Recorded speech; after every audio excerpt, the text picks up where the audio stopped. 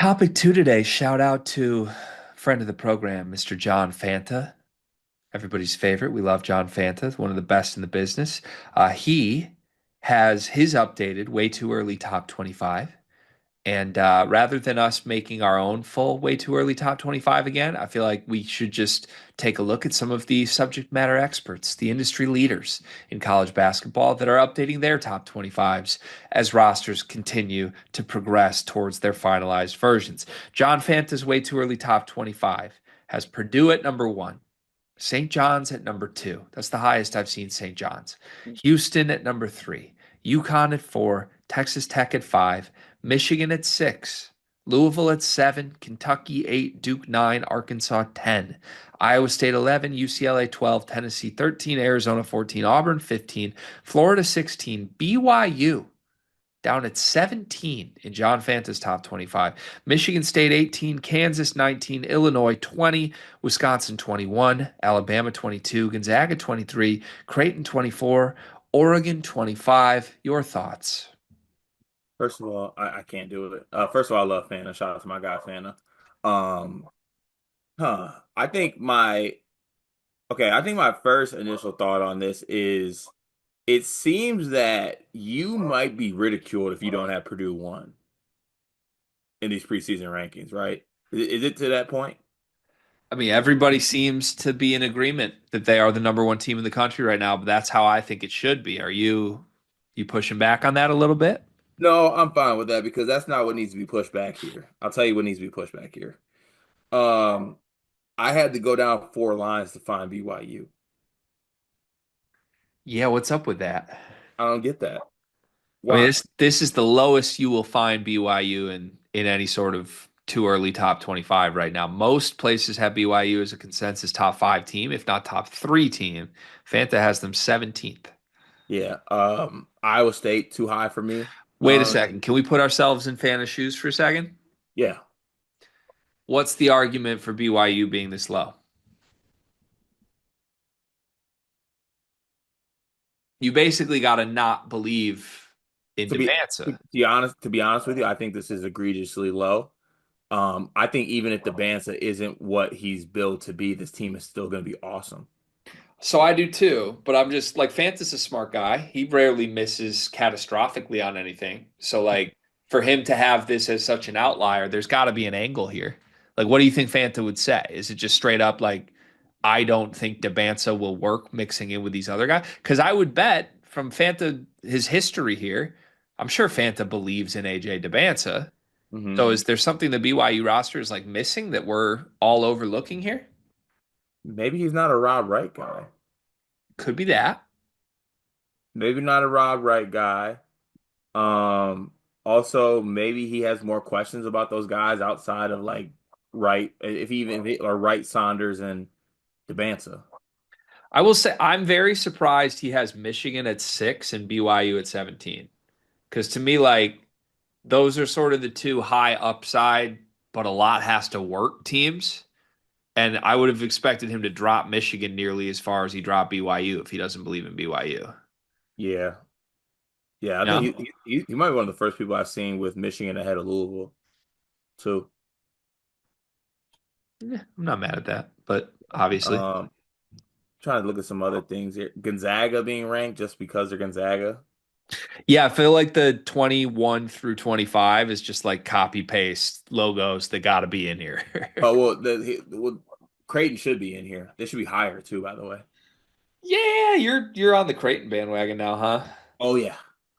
This video is brought to you by Underdog Fantasy. We have a special offer for you. Promo code SLEEPERS. If you're a first-time depositor, they will give you a bonus up to $1,000 that matches 50% of your first deposit, plus a free pick. And tonight's free pick is focused on none other than Steph Curry. Card, I got a question for you. How many points does Steph Curry average?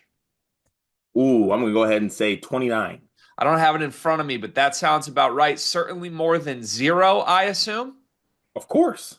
Well, tonight's free pick, Steph Curry to score 1 point, higher than zero point 0.5 points. It's as much of a guarantee as you can possibly get. Underdog Fantasy, deposit as a first-time user, put in promo code SLEEPERS. Make sure you get that deposit match bonus up to $1,000 and the Steph Curry free pick. Back to the video.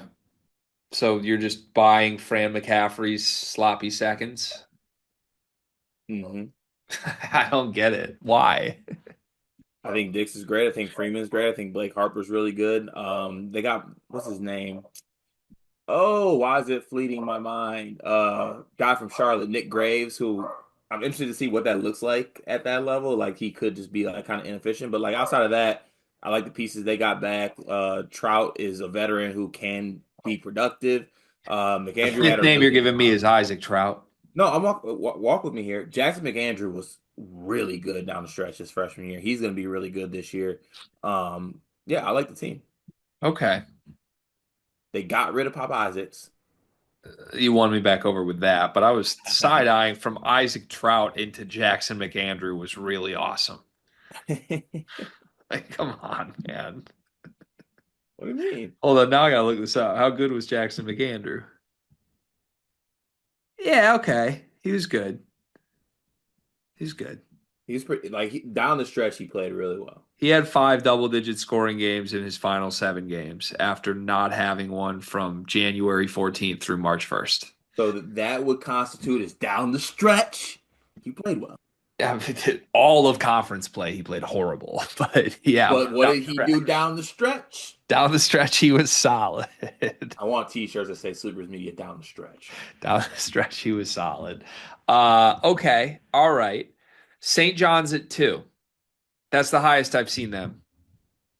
Your thoughts? Hmm. I'm not mad at it. I like the roster. I like the ads.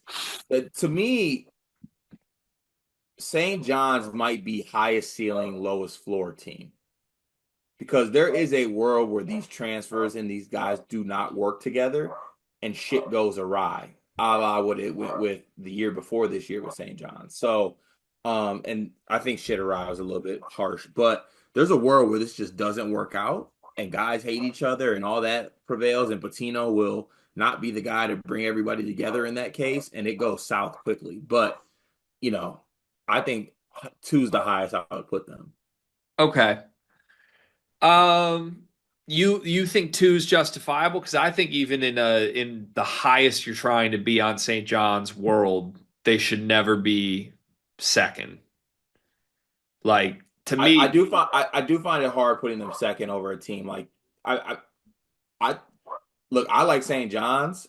I currently think that St. John's is the second best team in the Big East. oh, UConn, huh? Yeah. Yeah, I feel like the pollsters, like Fanta having UConn at four, we like that because we kind of have UConn. I feel like in our consensus top three with Purdue and Houston, but I feel like we're outliers there. It feels like most national people still have UConn like in the bottom half of the top 10. Mhm. So maybe that'll get updated. It's good to see Fanta did rise them up a little bit. I'm gonna just like maybe the only other takeaway we haven't gotten to on this, the thing I would push back on. I'm gonna start going to war for Houston a little more because they should be the 1B to produce 1A, and in some circles they should be the 1A to produce Houston, produce 1B. Look at Like you. I think you wanted to say it at the top and you didn't, and you bit your tongue. And I know I've been on record a bunch saying Purdue should be number one, number one, number one, number one, number one. I get it. At minimum, if you're doing that, Houston should be number two, number two, number two, number two. Don't hesitate. And this is the first time I feel like we're seeing somebody put someone else there. I don't get it. I just don't. I like Houston returns a ton from a team that's really, really good.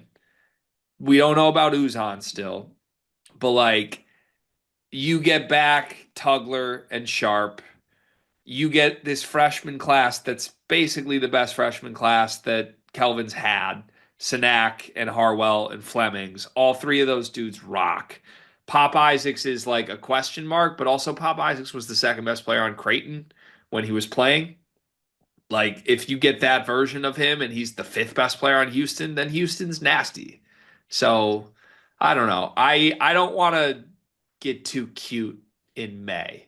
And I feel like it's too cute to drop Houston down to third, which also, by the way, just to like look through this, if Houston were to finish third at the end of the season, that would be their lowest finish in 4 years. per Ken Palm. They finished second all of the last 4 years, and next year's their best roster they've ever had. Yeah, that's crazy, honestly. Like let's not overthink it, you know? Yeah, I'm with you. But I don't know. Two Big East teams in the top four in the country. Is this company man Fanta a little bit? No, no, no, no, never. It's not. No, no, no, no, I'm not accusing. I'm just asking. no, never. Like it's like when Katz puts a lot of Big Ten guys up, and we call him the GOAT for it. Yeah, I think he's right though. I think he's right with the placement of the Big East teams. So you think St. John's and UConn are both top four teams in the country next year? I listen to arguments, yes. Okay. Can I release my top 25 soon? Yeah. Well, you're just gonna have eight number one teams. I am gonna do like 1A, 1B, 1B, 1C, 1C, and then just get to team like 14. Yeah, I think that would be fun.